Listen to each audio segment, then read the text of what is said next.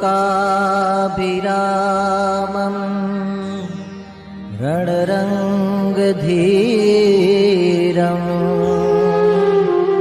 राजीवनेत्रम्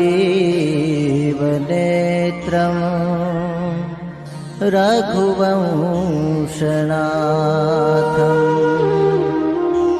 कारुण्यरूपम्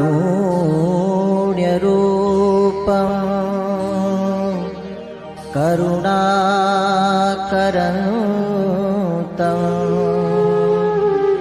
श्रीरामचन्द्रं शरणं प्रपद्ये। सबसे पहले तिवारी परिवार के इन 4 स्तंभों को प्रणाम करता हूँ, जिनकी उस लोक में मनोकामना से कार्य हुआ है। तिवारी परिवार को भी प्रणाम करता हूँ। हमारे व्यास जी 2 रूप में विराजमान हैं, उनको भी प्रणाम करता हूँ।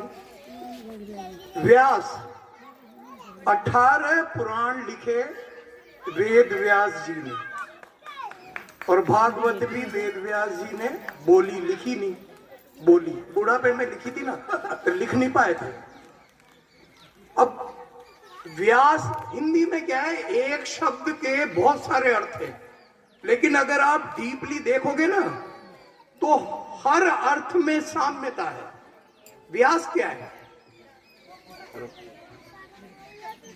एक गोला बनाओ, इस कोने से उस कोने पर मिलाने वाली सबसे बड़ी लाइन जो केंद्र बिंदु से जाती है, वो क्या कहलाती है?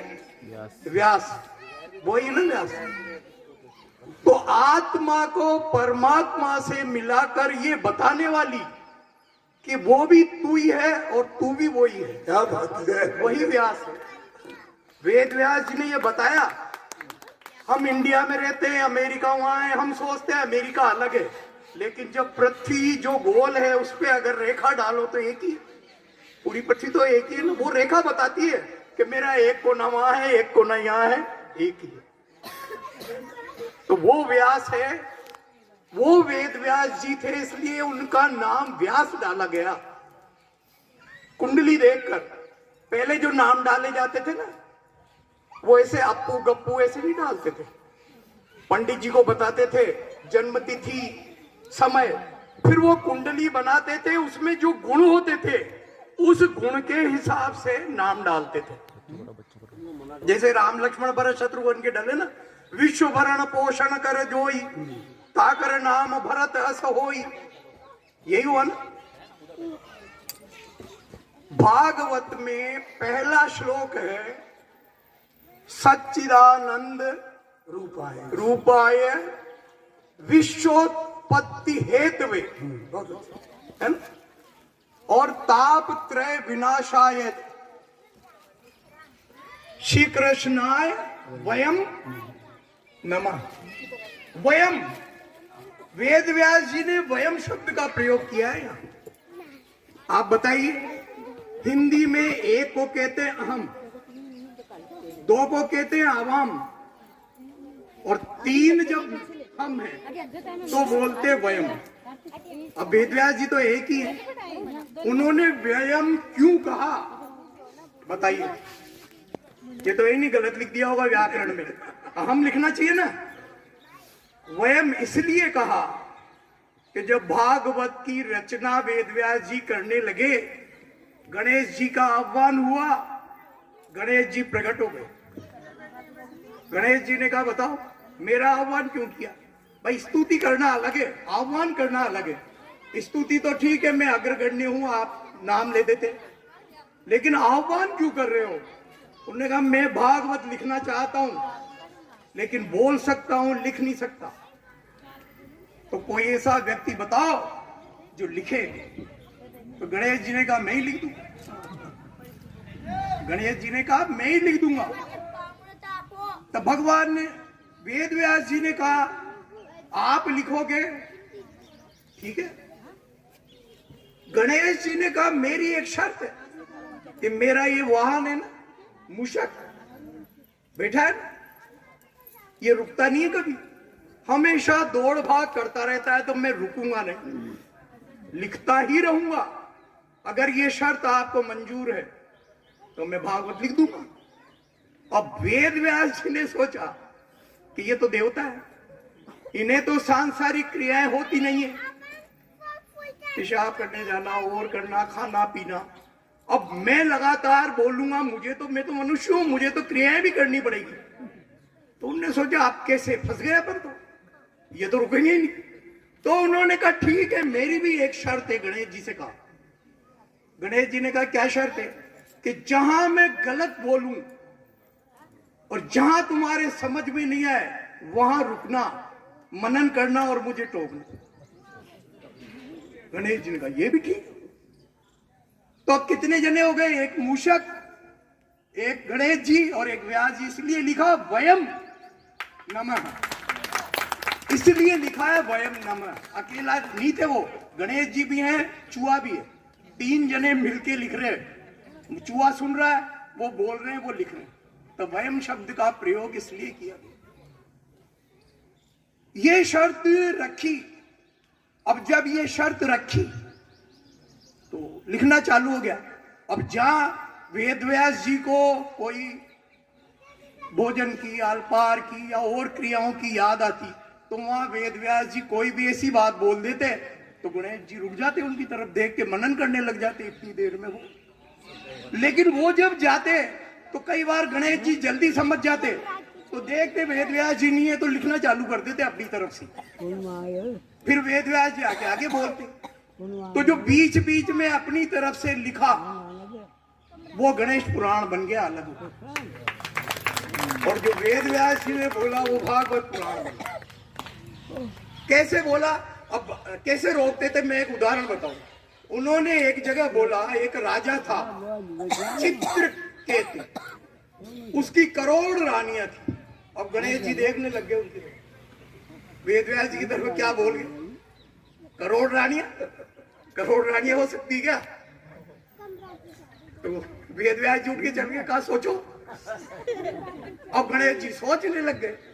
वेद व्यास जी जब वापिस आए तब तक गणेश जी के समझ में नहीं आई बात। गणेश जी ने कहा चित्रकेतु है, उसकी करोड़ रानी। क्योंकि शंकर भगवान की कृपा गणेश जी से ज्यादा वेद व्यास जी पे थी। तो वेद व्यास जी को क्रियाएं भी तो जिंदगी की रोज की करानी थी। तो शंकर भगवान ने, वही तो फिर सुखदेव बन के आए शिव जी, अवतार, छोटा अवतार लेके, है ना? तो अब जब वो वापिस आए तो फिर उन्होंने पूछा, किसने? गणेश जी ने, क्या है? उन्होंने कहा ये मन है, ये सबसे बड़ा चित्रकेतु है। मन में कितना जल्दी फोटो खींचता है। आप अभी याद करो, बॉम्बे फट से फोटो आ गया, मन में आ जाता है ना। कैमरे में भी टाइम लगता है, कट करना पड़ता है, इसमें तो कुछ नहीं है। अभी मान लो मैंने जूहू बीच देखा है, जूहू बीच फट सीन वहां पहुंच गया। तो ये मन चित्रकेतु है और उसमें चित्र करोड़ों आते हैं एक एक सेकंड में, वही इसकी रानियां। तो समझ में आ गई गणेश जी को। हाँ आगे लिखो, आगे। ये है शुभारंभ। अंत की बात बताऊंगा। आज क्या है, भागवत की बात करेंगे। अगली बार मैं आऊंगा ना तो आपको बताऊंगा सुंदरकांड का नाम, सुंदरकांड के ऊपर। सबके नाम, बाल कांड का मतलब भगवान का बचपन, अयोध्या कांड का मतलब अयोध्या की कथा, वनगमन हुआ। अरण्य कांड का मतलब भगवान अरण्य में रहे। किष्किंधा कांड का मतलब किष्किंधा का राजा। सुंदर कांड का मतलब क्या है? 7 कांड में केवल सुंदर कांड ही, जिसका मतलब ही समझ में नहीं आ रहा, सुंदर क्यों लगता है इसका नाम। तो ये मैं अगली बार आपको बताऊंगा। अभी अपन चल रहे हैं। अब जब भागवत पूरी हो गई, बहुत समझदारी की बात आपको कहता हूं ना, हमारे संयोजक जी को। तो सुखदेव जी ने अंत में कहा, राजन भागवत को विराम दे रहा हूं, इस कथा को 7 दिन हो गए। अब तुम्हें अगर कोई कष्ट है, कोई शंका है, कोई प्रश्न है तो मुझसे पूछो। बीच बीच में तो पूछ ही रहे। जब तक मैं बैठा हूं तक्षत आएगा नहीं। तक्षत चाहे तुम 4 दिन तक पूछो, तक्षत आएगा नहीं। और तक्षत अगर 7वें दिन आना है, आ भी गया तो तुम्हें डसेगा नहीं। और डसने भी लगा तो उसके विष को मैं अमृत बना दूंगा, क्योंकि मेरी ब्रह्म दृष्टि है।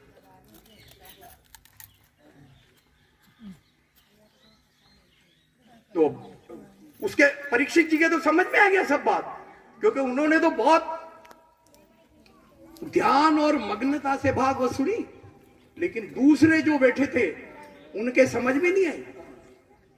उन्होंने कहा सुखदेव जी से कि जब यही सब करना था तो ये 7 दिन क्यों कर लगाए, पहले दिन ही तक्षक को बुला के उसके जहर को अमृत में बदल देते। सुखदेव जी ने कहा, राजा को समझ में आ गई। देखो क्या होता है, 2 चीजें हैं दुनिया में, एक धन और एक चमत्कार। ये चमत्कार था कि वो पहले दिन ही बुला के बना देते। तो वेद व्यास जी, सुखदेव जी ने कहा कि देखो, धन और चमत्कार सुख देते हैं, दुख का अंत नहीं करते। आपके पास पैसा है, आपको सुख मिलेगा, लेकिन दुख का अंत नहीं होगा। आप चाहे एसी में रहो, चाहे कार में रहो, चाहे फिल्म देखो, यदि आपका कोई बिछुड़ गया, यदि कोई दुख है, तो वो दुख वहां भी आपके साथ है। तो सुखदेव जी ने कहा, पैसा, धन और चमत्कार ये सुख देते, दुख का अंत नहीं करते। मैं राजा को भगवान के चरणों में ले जाता हूं, जहां सुख है या नहीं है, लेकिन दुख का अंत है। जय हो, जय हो, जय हो। लोग बाग सुख और दुख को एक दूसरे के विपरीत समझते हैं, ऐसा नहीं है। सुख अलग चीज है, दुख अलग चीज है। सुख से दुख का अंत कभी नहीं होता है। दुख का अंत तो होता है भगवान के चरणों में जाने से। और जो भगवान के चरणों में चल गए, संत तुकाराम, उनकी पत्नी इतनी क्रोधी, फिर भी उनको दुख नहीं होता था। संत तुकाराम हुए ना, अभी हुए, तो ये बहुत पुरानी बातें नहीं है, ये भागवत की बात। और ये तो लोग बाग कह देते हैं कि अरे ये तो मनगढ़ंत है, क्या किसने लिख दी, कौन, वेद व्यास जी। लेकिन तुकाराम तो अभी हुए। तुकाराम की पत्नी इतनी क्रूर, और तुकाराम भगवान के भक्त। एक बार उनकी पत्नी कहीं चल गई, कह गई शाम को आऊंगी रात को। तो तुकाराम जी ने कहा कि सत्संग कर लेते हैं, तो बुला लिए बाबा जी। कब आएगी तो है ही नहीं, उसके सामने डरते थे बेचारे, मंदिर में जाके करते थे। आज उठने का घर में ही कर लो। अब वो पता नहीं क्या भूल गई जो आधा घंटे में आ गई। अब आते ही उसका भेजा खराब होती थी, अरे यहाँ बाबा जी को बुला लिया। अंदर गई, सर्दी के दिन, मकर संक्रांति का समय, ठंडा पानी घड़े का लाई और तुकाराम जी के ऊपर चिल्लाते हुए डाला। संत तुकाराम ने कहा, यही है एक संत की पत्नी, जो गरजती भी है और बरसती भी है। आज तक जो गरजता है वो बरसता नहीं है, और ये गरजी भी सही और बरसी भी सही। ये संत की पत्नी। कितने महान, मतलब संत तुकाराम का हृदय था, इसलिए उनको कष्ट होता ही नहीं था कोई उनका अपमान करे, कोई मान करे। और इस संसार में सुखदेव जी की ब्रह्म दृष्टि कैसे थी, मैं आपको बताऊं। आपने भी सुना होगा, सुखदेव जी और वेद व्यास जी एक बार कहीं जा रहे थे, तो पास में सरोवर पे अप्सराएं स्नान कर रही थी। तो आगे आगे सुखदेव जी निकले। सुखदेव जी युवा, उनके तरुणो रूप संपन्नो सुकुमारो महाबलो, है ना। अब सुखदेव जी तो तरुण ही रहते थे हमेशा, वो बूढ़े हुए ही नहीं। अप्सराएं नारी थी। वेद व्यास जी जब निकले पीछे पीछे, थोड़े पीछे रह गए, बूढ़े थे, तो उन्होंने फटाफट आवाज सुनी पैर की, और कपड़े से अपने तन को ढक लिया। वेद व्यास जी ने कहा, ये कैसी अप्सराएं हैं, जवान निकला तब तो नहीं ढका, और मैं बाप के बराबर बूढ़ा, मुझसे क्या ढकना। बैठ के जाके कोने पे।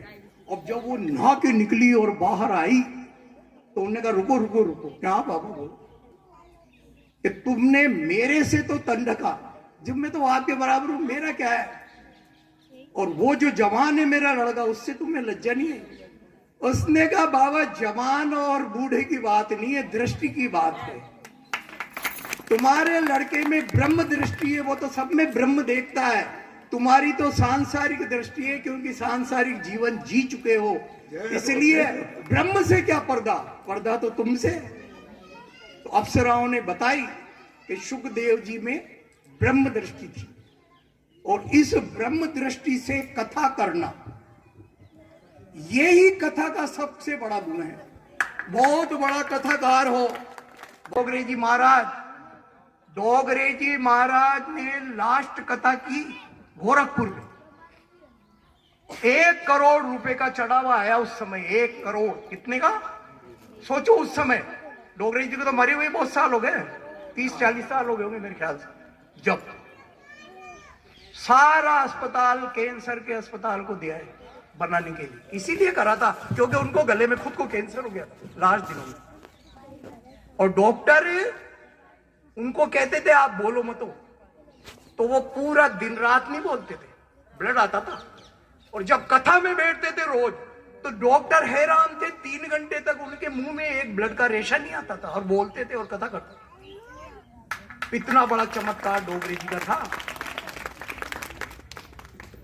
बॉम्बे के एक नैन सुख भाई उनके शिष्य थे, जिनके करोड़ों की फैक्ट्रियां चलती थी, करोड़ों की।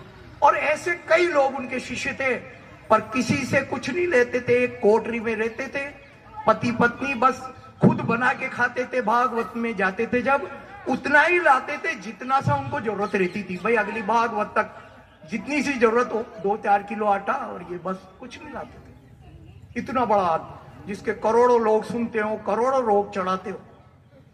जब उनकी पत्नी मरी ना, तो नैन सुख उनका सबसे प्रिय वो जो था, नैन भाई जो भी नाम था, मैं उससे कहा कि भाई पत्नी को हरिद्वार लेके चलना है। वो आ गया। उन्होंने कहा कि बाबा टिकट करा दे। कहा नहीं, पत्नी को तो मैं लेके जाऊंगा, मैं टिकट कराऊंगा। मैंने करा दिए 4 टिकट, एक पत्नी का, एक मेरा, एक तुम्हारा और एक तुम्हारी पत्नी का। उन्होंने कहा ठीक। बैठ गए। बैठने के बाद उसने कहा ट्रेन में उन्होंने कि अरे भाई एक काम करो, वहां जरूरत पड़ेगी, जब अपन अनुष्ठान करेंगे तो दक्षिणा की भी जरूरत पड़ेगी, मेरे पास तो कुछ है नहीं, बोलो। तो मेरी पत्नी कान में और नाक में लौंग पहनती थी और कान में सोने के वो पहनती थी, वो मेरे पास है, इसको जलाया जब, उन्हें तुम बेच देना उतरते ही, उस पैसे से वो काम करेंगे। रोने लगा वो। उसने कहा जिसके चरणों में करोड़ों रुपए गिरते हो, वो व्यक्ति ये कह रहा है कि मेरी पत्नी के जेवर बेच दो और उससे मैं उसका तर्पण करूंगा। है कोई दुनिया में ऐसा कथा करने वाला? क्या बात है इस संसार में? तब प्रत्यक्ष थे भगवान कृष्ण से, और तब उनकी पत्नी को कृष्ण भगवान बाल रूप में दिखते थे। भगवान को पाने के लिए, भगवान के दर्शन के लिए तपस्या की जरूरत है, चमत्कारों की जरूरत नहीं है। हमारे गोस्वामी तुलसीदास जी को हनुमान जी ने भी दर्शन दिए, शंकर भगवान ने भी दर्शन दिए, और राम लक्ष्मण ने भी दर्शन दिए।